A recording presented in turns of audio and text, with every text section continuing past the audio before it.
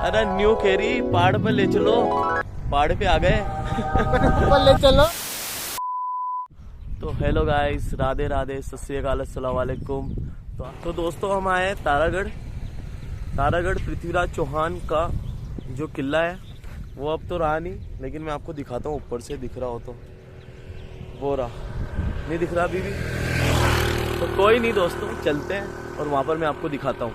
Okay bye.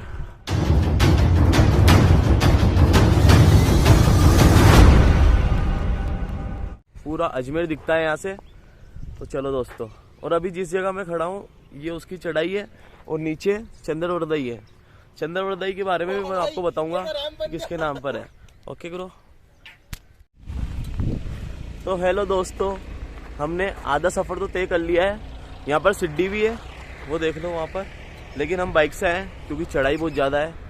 और अगर आप में हिम्मत है तो आप पैदल भी आ सकते हो, सीढ़ियाँ बनी हुई है और ऊपर तक रास्ता जा रहा है सीढ़ियों के मतलब से।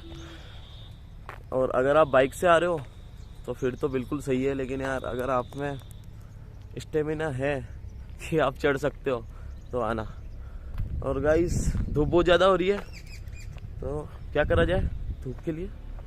रुको, 1 2 3।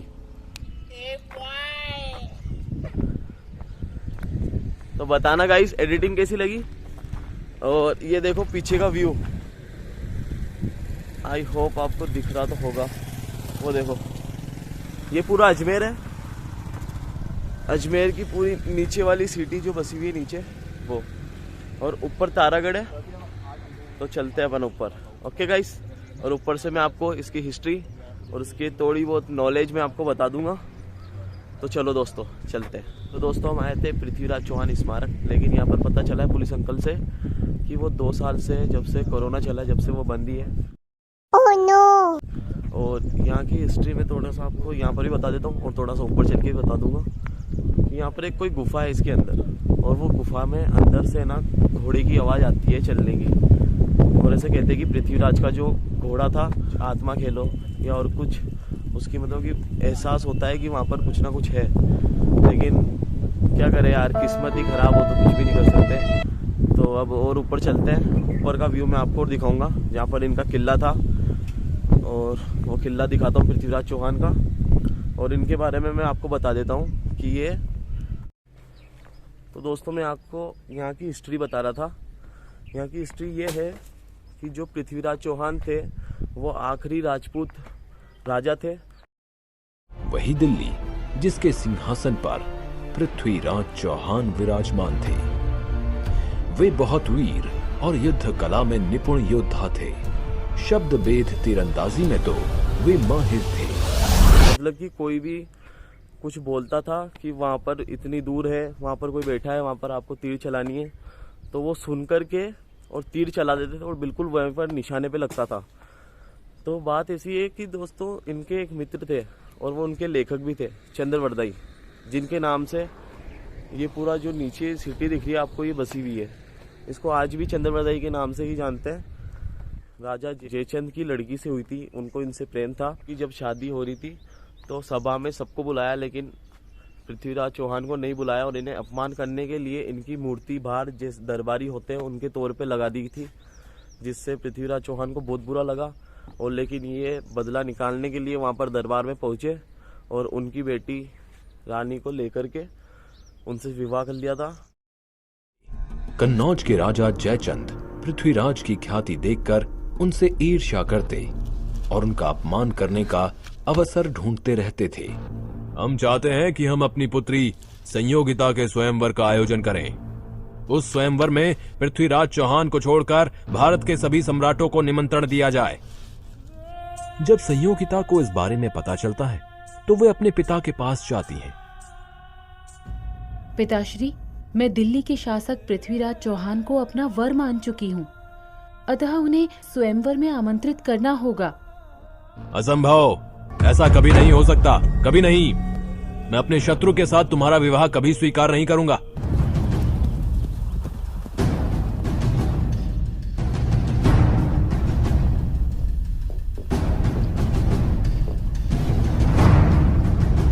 महाराज, अभी अभी सूचना मिली है कि आपके अपमान के उद्देश्य से जयचंद ने आपका पुतला बनवाकर द्वारपाल के रूप में लगवाया है। हम इस अपमान का बदला अवश्य लेंगे। कन्नौज की राजकुमारी संयोगिता के स्वयंवर में हम अवश्य जाएंगे। आज कन्नौज के राजमहल में संयोगिता का स्वयंवर है। हिंदुस्तान के कई सम्राट उपस्थित हैं। संयोगिता जयमाला के लिए सभी सम्राटों को अस्वीकार कर आगे बढ़ती हैं और पृथ्वीराज चौहान की प्रतिमा को देखकर रुक जाती हैं।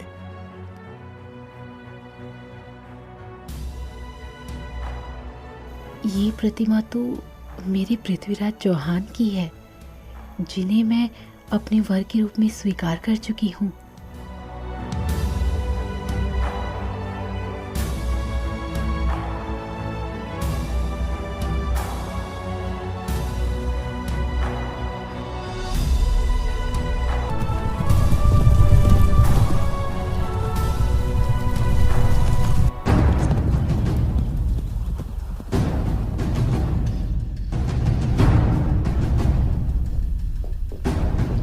संयोगिता ने मेरी प्रतिमा को जयमाला पहनाई, अतः ये मेरी पत्नी हुई। इस अधिकार से मैं इन्हें ले जा रहा हूं। यदि किसी सम्राट में साहस हो तो मुझे रोक ले।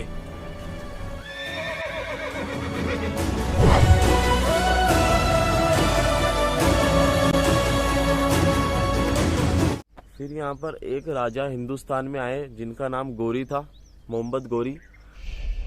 हमने बड़े से बड़े राज्यों को जीता है, लेकिन जितना खजाना दिल्ली में है उतना कहीं और नहीं।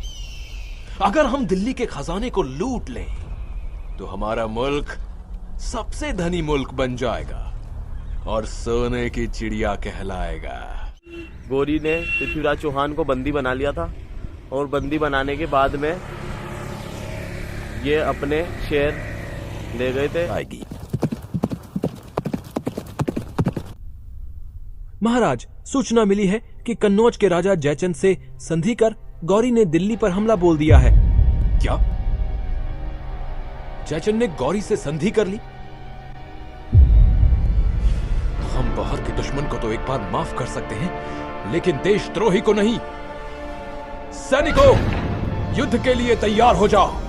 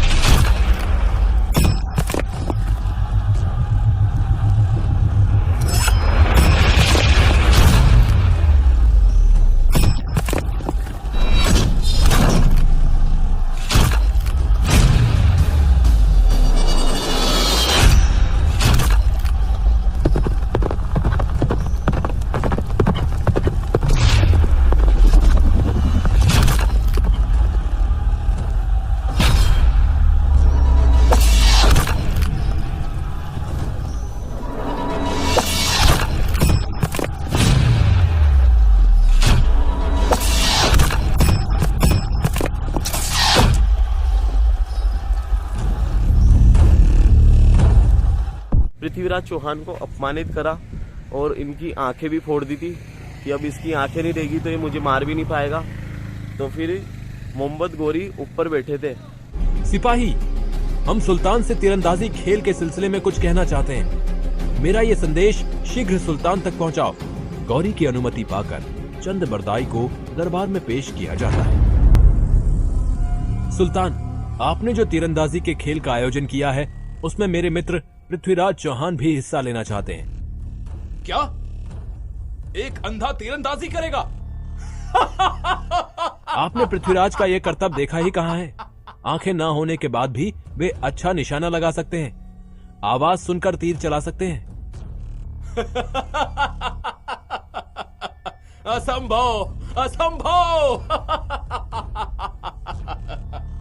आप अवसर देकर स्वयं देख लीजिए। ठीक है, उसकी मौत से पहले उसका ये हुनर भी देख लेंगे। और यदि पृथ्वीराज चौहान का निशाना चूक गया तो उसके साथ तुम्हें भी मौत की सजा मिलेगी, समझे? मुझे मंजूर है।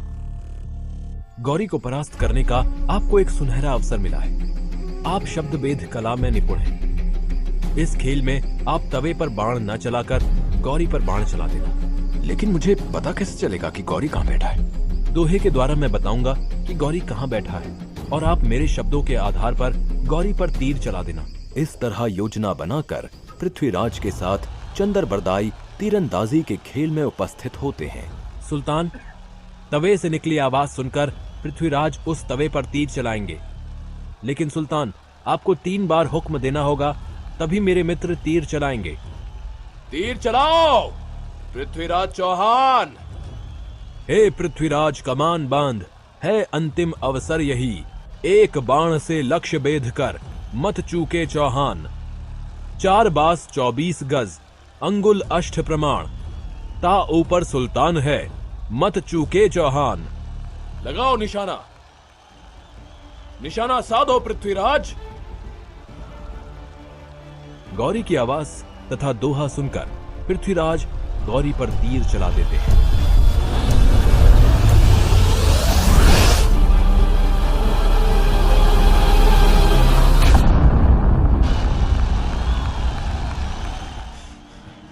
मैंने अपने अपमान का बदला ले लिया चंद्र बरदाई। मैंने अपने अपमान का बदला ले लिया।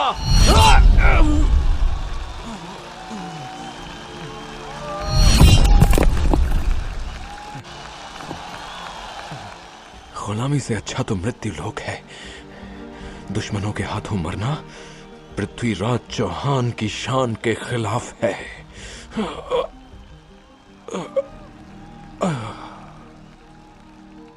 पृथ्वीराज चौहान और चंद बरदाई ने योजना बनाई थी कि गौरी को मारने के बाद अपने स्वाभिमान की रक्षा हेतु हम अपने प्राण त्याग देंगे। अतः दोनों ने एक दूसरे का वध कर दिया।